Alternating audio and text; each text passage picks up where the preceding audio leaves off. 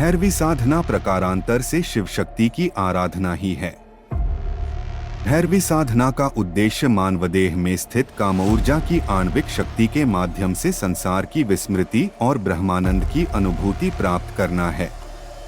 भैरवी साधना कई चरणों में संपन्न होती है।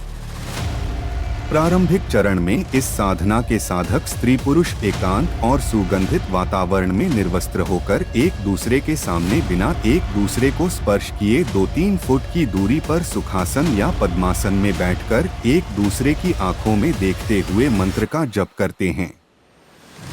निरंतर ऐसा करते रहने से साधकों के अंदर का काम भाव ऊर्ध्वगामी होकर दिव्य ऊर्जा के रूप में सहस्र दल का भेदन करता है।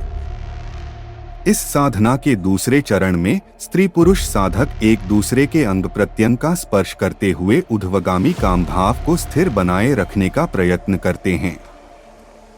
इस बीच मंत्र का जप निरंतर होते रहना चाहिए। कामोद्दीपन की बाहरी क्रियाओं को करते हुए स्खलन से बचने के लिए भरपूर आत्मसंयम रखना चाहिए।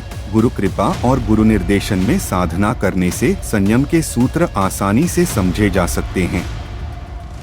भैरवी साधना के अंतिम चरण में स्त्री पुरुष साधकों द्वारा परस्पर संभोग की क्रिया संपन्न की जाती है। समान भाव, समान श्रद्धा, समान उत्साह और समान संयम की रीति से शारीरिक भोग की इस साधना को ही संभोग अथवा संभोग कहा गया है।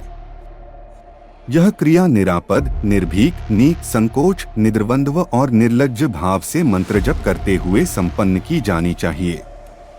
युगल साधकों को पूर्ण आत्मसंयम बरतते हुए भरपूर प्रयास इस बात का करना चाहिए कि दोनों का स्खलन यथासंभव विलंब से और एक साथ संपन्न हो।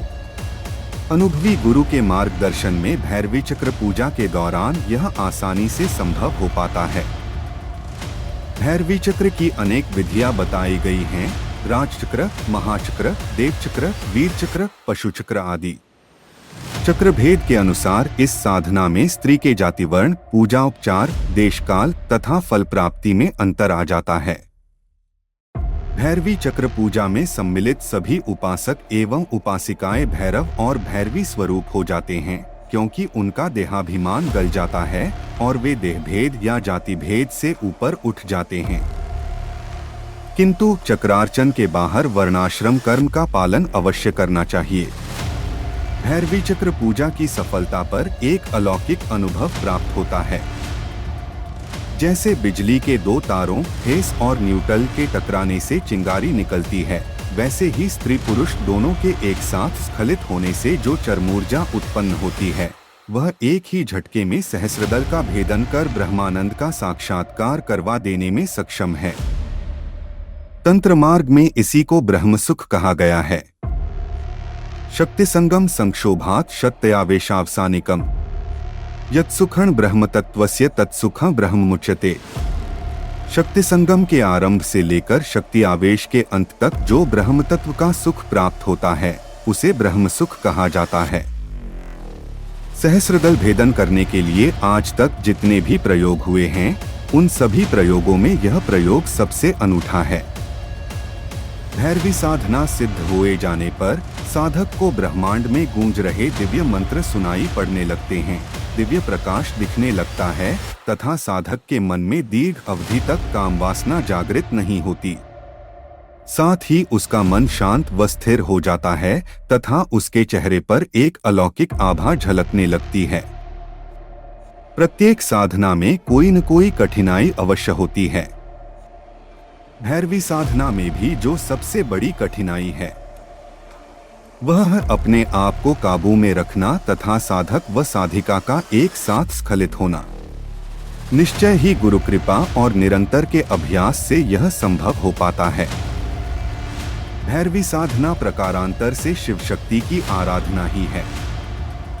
शुद्ध और समर्पित भाव से गुरुआज्ञानुसार साधक यदि इसको आत्मसात करें तो जीवन के परम लक्ष्य ब्रह्मानंद की उपलब्धि उनके लिए सहज संभव हो जाती है।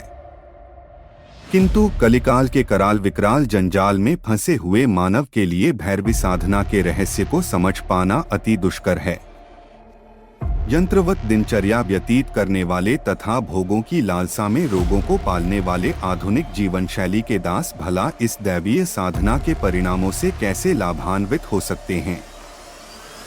इसके लिए शास्त्र और गुरुनिष्ठा के साथ साथ गहन आत्मविश्वास भी आवश्यक है। जय मां तारा, जय मां कामाख्या, जय भैरव बाबा।